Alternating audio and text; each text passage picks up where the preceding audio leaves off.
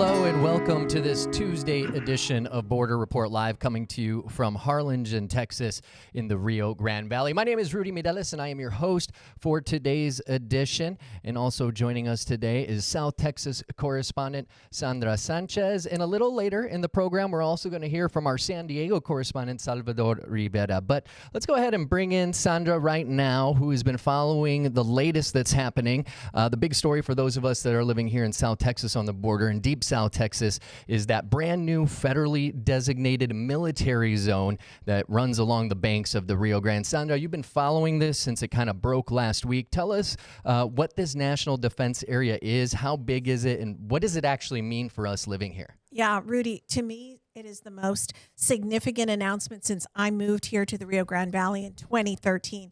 This is massive.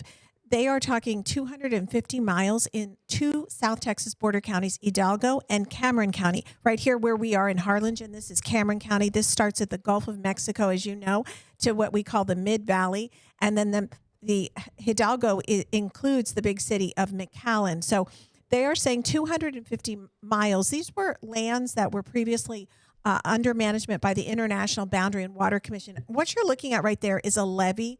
And the levees are these earthen structures that they use here to help prevent flood control. The land that's under the levee, that levee land was managed by the IBWC.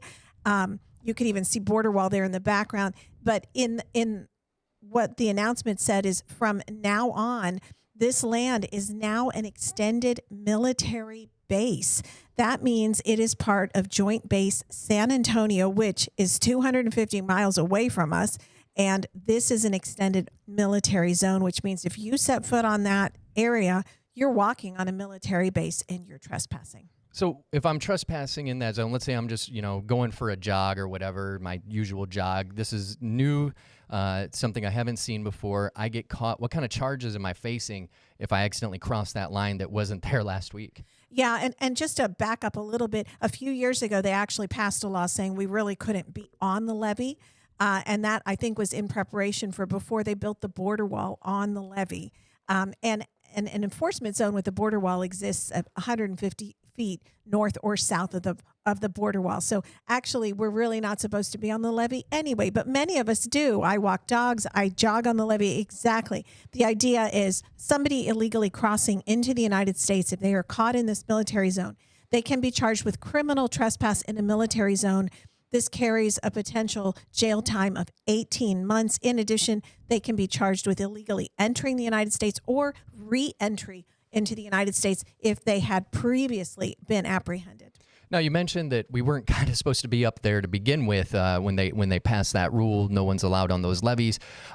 Is there any kind of signage? Because I know back in my military days when I was in the Air Force, when you would go up to an Air Force base along the fence line every 100 feet or so, maybe even a shorter distance in between, there was these giant speed limit size signs that say you are warning you that you were crossing into a military installation. It said two things that always stood out to me. It's that you can be searched without your consent, whether that's you or your vehicle within that area, and also that there's authorized use of deadly force if necessary.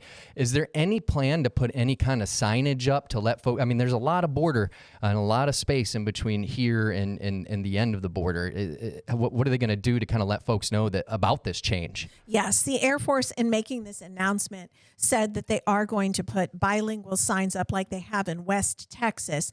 You know, I went to a segment, you saw that video just recently. I went to a section of the border wall, and I went with some environmentalists, and they were saying, where are they going to put these signs? Now, this section here is Brownsville. This is right on the banks of the Rio Grande, and this is Concertina. Here, this section here is border levee just east of Santa Ana National Wildlife Refuge. This is not on the wildlife refuge, but there's no border wall. There's no concertina wire. There's nothing there. Border wall's way back in the background, you can see. So where are they going to put the signage? And they do have bilingual signs, but there have been hundreds of people arrested. And actually, many people have successfully argued in federal court because in the West Texas National Defense areas, they didn't know they were walking on a military base. And just to add a little story to this, 2021, I was in Del Rio covering a surge of people coming across. I went to take a picture of a sign from the Laughlin Air Force Base from the road. I got arrested, detained, pulled into the base for illegally trespassing. I was held under armed guard, and they were going to charge me for taking a photo. And, I said, I'll leave. I didn't even enter the base. No, you have to come through. You were in the base when you took the photo from the road. And that was honestly one of the scariest moments of my life as a journalist. They did understand and they let me go. But I didn't know that from the road, I was taking a picture of a military base, the sign, and that was illegal. Yeah, I know sometimes those it's almost the signage kind of tells you if you're not paying close attention, some of those signs will actually warn you not to take photos. I know not all of them do, but it seems like even the ones that don't will, get you at least stopped for a little bit and questioned over that. And as far as these cases, you said some of them have been thrown out in West Texas. Are any of them sticking? Yeah, we're hearing a few dozen have. There have been over 100, 120-ish cases. Some of them have. And let me just explain the NDAs. There's 2 national defense zones that they've established in April. One is from Hudspeth County. That is the county just east of El Paso to the New Mexico line. This includes El Paso. And that is an extension of Fort Bliss. Then there's another NDA that they made, and that is from the entire New Mexico border, and that's Fort Huachuca, which is attached to Arizona. Now, we also understand, CNN is reporting that, and other media are reporting, and we could hear this very soon, that the military is going to announce another national defense area. It's going to be outside Yuma, Arizona, and it'll be about 100 miles long, and it will be attached to that base in Yuma. I was going to say, it sounds like they're kind of just trying to prop these up along wherever they already have an installation. We got the Yuma Proving Grounds down there where it's more of a joint base, I think, at this point. So it makes you wonder if we're going to see any more installations across the southern border. Now, as far as everything that's going to be happening here, you talked about some arresting powers.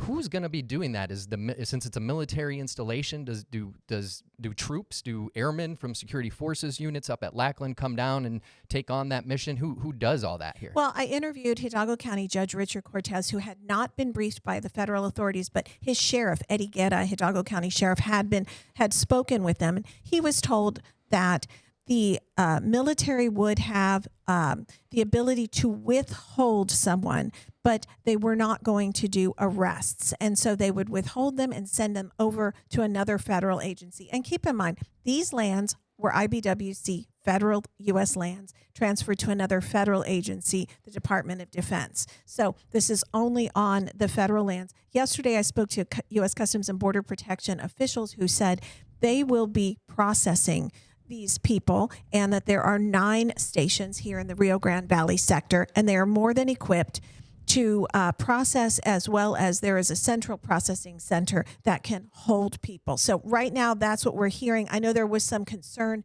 that local law enforcement would have to hold people in their jails, and concern, how many people could this be? As you know, and as we've talked about, the number of people crossing the border is dramatically down, but the military, could add to this. What Hidalgo County Judge Cortez said was this is another layer of security, and we could see more arrests coming. But he was not really thrilled about this, and I think part of it is, and he's the top elected official in this entire county of about 1 million people.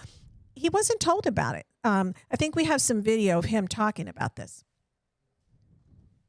That this was just a way to legally be able to have military personnel in that property, which is basically federal property already along the river. So I spoke to a source who said it includes the river. We have lost access to the river in Hidalgo County. Well, you haven't lost access to it. It's just under military control. How do you feel about that? Well, Sandra, we have an issue that we haven't been able to resolve with immigration, and I think that this is kind of a drastic way of addressing it. I think we continue to address illegal immigration under the enforcement-only policy.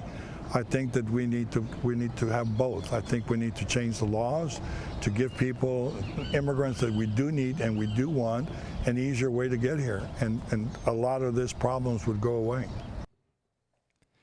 Strong words there, right? Yeah. Now, one question I do have is, you talked about a lot of this land was already controlled by a different federal agency, but down here in South Texas, that's not the case. There are private homeowners, our abuelas, our tios, our tias, us. We own land down here. So what happens for those folks, especially the landowners that may have already granted an easement to IBWC? What happens with their properties? Yeah, that's a really good point. And the latest data that I was able to find, a Texas A&M study from 2018 found that almost 300,000 parcels of land in Hidalgo County are privately owned, and about 175,000 in Cameron County. So we are talking a lot of the land is privately owned, and they have these easements. What we are also hearing is that these easements were negotiated with IBWC for the use of other officials to come on the property to help with water control, flooding, and whatnot. So I'm told by a source they believe they're going to have to renegotiate those easements. We are keeping our ears open to find out with landowners whether, military is just going on their property, but it's under we believe that they will have to renegotiate. And some of these negotiations go back to the 40s when the IBWC was formed. And so, there's not a comprehensive database of all of these agreements with the landowners. So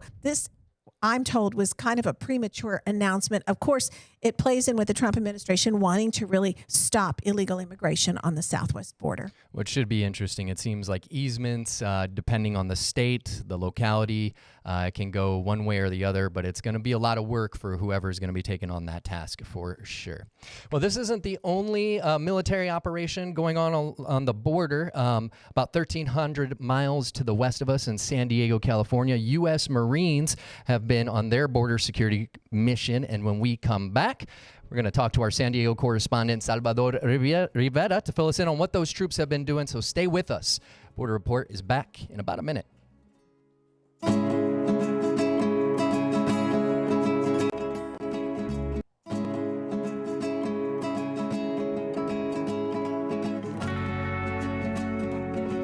Welcome back to Border Report Live. My name is Rudy Mideles, and today's topic is militarization along the border. And joining me from the other side of the U.S.-Mexico border is Border Report correspondent, San Diego correspondent, Salvador Rivera. Hey, Salvador, how are you doing?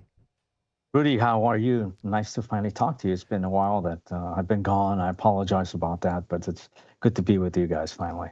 Good to have you with us. And so tell us a little bit about what you've been seeing. We know this new militarized zone down here along the Rio Grande Valley, but what have you been seeing with U.S. Marines over in San Diego?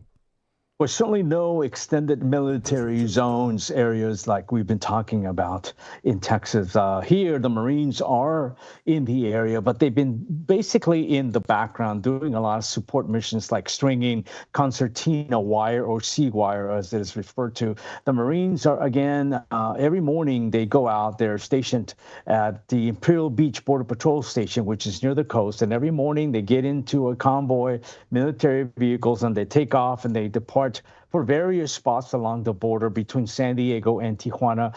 And this is what they're doing. They're stringing out concertina wire, and this is to keep the migrants from climbing over the wall and then dropping down onto U.S. territory. And so far, it appears that these efforts are working because the numbers, like all along throughout the southern border, the numbers of migrants of apprehensions are way down here in the San Diego sector. And these are Marines that have been here since January, when President Trump deployed the Marines to the area. Now we're hearing that because it's somewhat difficult to travel 60, 90 minutes to the east to set up the concertina wire along the border. Now some of the Marines are being deployed to a small town called Campo, which is about 60 miles to the east of downtown San Diego. The Marines will now be based there. This will keep them in the area, allowing them to do operations on the east side of San Diego County to do similar projects like they have been doing in this area right between San Diego and Tijuana. So having the Marines in that area allows them to do a lot more work, be closer to the area, and this way they don't have to get on a convoy in their trucks every morning and drive an hour, 90 minutes to start this type of operations. Now, this all began again in January when President Trump deployed the Marines to the area, and I wanted to backtrack about a year ago to what was going on. A year ago, President Biden made it harder to seek asylum. He signed an executive order to finally crack down on the mass number of people coming to the border to seek asylum. So he made it really hard. And from that point, we started seeing the numbers come down. June, July, August, September, October, into November, the election happened. President Trump won the election. When he took over in January, he made it nearly impossible to seek asylum. And but he kind of upped the ante, sending the Marines, National Guard, to the border here with Mexico. And they have been here ever since, again, performing this operations there in the background. They don't do arrests. They don't stop anybody. That is not part of their mission, not what they're allowed to do. And certainly we don't have any of these extended military spaces that Rudy, you and Sandra have been talking about in Texas, and now apparently going to be one in Arizona, but nothing like that here. Marines, again, in the background, doing this type of missions to help support Border Patrol and other CBP officers. And just a quick question, San Diego, that's where half the Marines in the country end up going for basic training. Are these Marines that are there, again, are they from that area, or are they being deployed from other places around the country? They are based at Camp Pendleton, which is about 70 miles north of the border. It's a huge military installation between San Diego and the Los Angeles area. All of these Marines, several hundred of them, are from that specific base, and they were deployed here to the San Diego or California, Mexico border region. All right. Well, thank you so much, Salvador, for your reporting today. We appreciate you, and it's good to have you back from vacation, sir. Good to be back. All right. Thank you, sir. Coming up in just a little bit, when Border Report comes back, we're going to turn to a pretty important topic for those of us that live across the border, and that is international bridges. We're going to talk more about the presidential approval process that's speeding up some work here in Cameron County when Border Report returns. Stay with us.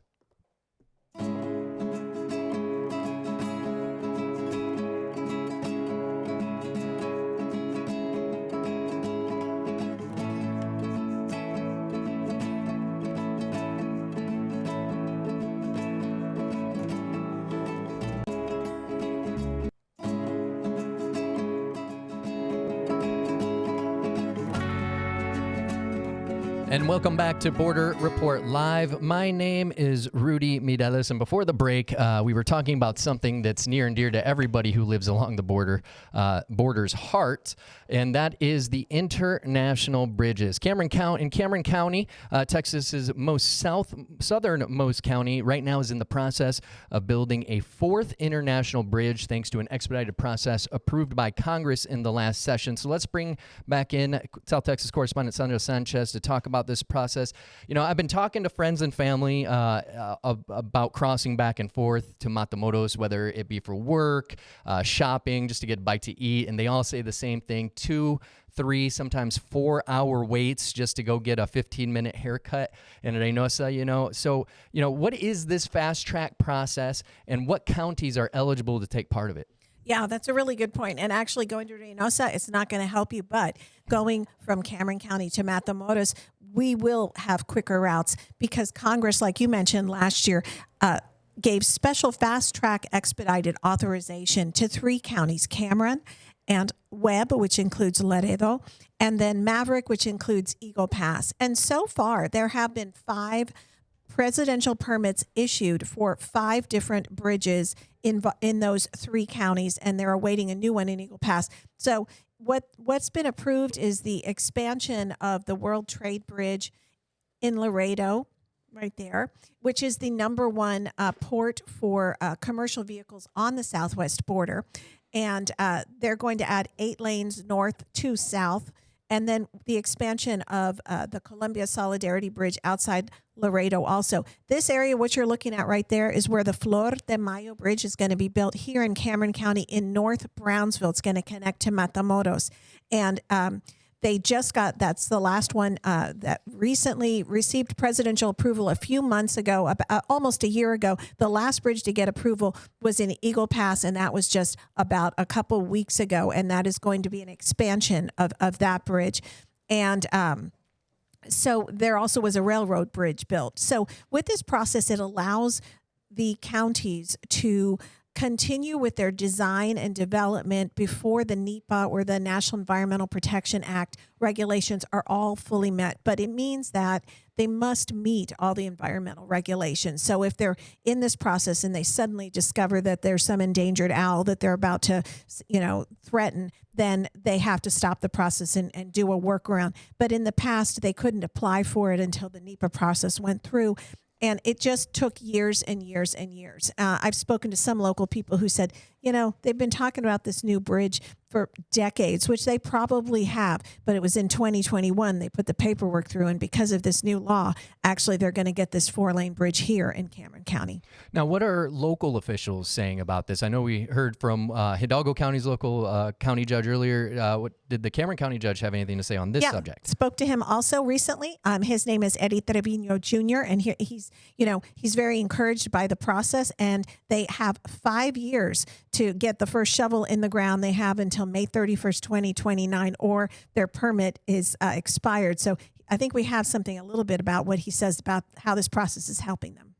In spite of some of the recent developments, we think that, and I think it's imperative that we continue to sound the importance of cross-border trade. Trading with our partner in Mexico, through the state of Texas, through all of our ports of entry from Brownsville all the way to El Paso, is critical not just to our local economy, but that to the state of Texas and to our country at large. I think that in the discussion that's been had recently with regards to the implementation of a tariff policy, we can't lose sight that we need to be able to continue to enhance, promote, and provide and move forward with regard to the cross-border trade between ourselves and Mexico, and including our neighbors to the north, Canada. There you have it. Talking about despite all these, tariffs on, tariffs off, it doesn't matter. We need to go forward. It's $170 billion a year in trade between the two countries. A lot of that does pass through the World Trade Bridge. But as you know, in Hidalgo County, FAR is the number one for produce that comes in. And as you said, there are 4 crossings now. There will be in Cameron County. Matamoros is a huge city, and getting their goods to and from, and getting people to and from there is really important. In spite of some of the recent developments. Sorry about that. Always good to hear from Eddie. So he's very excited. He thinks the process is going to go through. I spoke to some locals, and they're already building like a Starbucks and a McDonald's there on the corner, and they've got other shops. I mean, everybody's waiting for this to come through. Yeah, it seems like everyone that I've been talking to since the news about this new international bridge, including my own family, they're pretty excited about hopefully having another option. And again, those wait times are just so long coming back, especially. So hopefully this will clear some things up for them. Absolutely. All right. Thank you so much, Sandra. And other news happening along the border, and this time actually in Florida, the president made a trip to the controversial new immigration detention facility being built in the Florida Everglades, deep in South Florida. It's being dubbed the Alligator Alcatraz, and I'm trying to get video up for you. Here we go. That's a look at the facility right there. The president, who was flanked by Homeland Security Secretary Kristi Noem and Florida Governor Ron DeSantis, toured that detention facility today. The authorities say it could cost $450 million a year to run, and it can hold up to 5,000 migrants, and is in a desolate area lined west of Miami with alligators and python snakes. Now, environmentalists say that the construction from the facility, which used to be an abandoned airstrip, is destroying the ecosystem nearby, nearby and is actually on ancient lands owned by indigenous tribes of Florida. And those folks are also worrying about damages from possible hurricanes ramming through the state. Earlier today, on his way to visit the facility, the president said that migrants will have to know how to, quote, how to run away from an alligator to escape the facility. We'll have more on that on borderreport.com. And really quick, happening in Arizona, voters will decide next November whether to designate drug cartels operating across the southern border as terrorist organizations after that initiative cleared the state Senate on Friday. Now, this is something we saw Texas Governor Greg Abbott do by executive action in 2022. The Texas legislature codified it into law in the following spring. This is an effort to put the initiative on the ballot last year, which stalled in the state's Senate due to a Republican majority. Not immediately clear what new resources of funding a terrorist designation from the state would provide, because typically that's what these kind of designations mean, an extra kind of funding to fight off those organizations. But 8 cartels have been added to the list of foreign terrorist organizations operated by the U.S. government, and members of the groups on that list cannot enter the U.S. legally, and they're also subject to financial sanctions. And here in Texas, I know we actually have our own list that's rolling, that's part of the Texas Comptroller's Office, who manages that for us. But that is going to do it for today's edition of Border Report Live. To check out those stories that Sandra, Salvador, and the rest of the team from Brownsville, Texas, all the way to San Diego, California, have been working on, you can visit borderreport.com. My name is Rudy Mireles. Thank you so much for watching. We'll see you next time.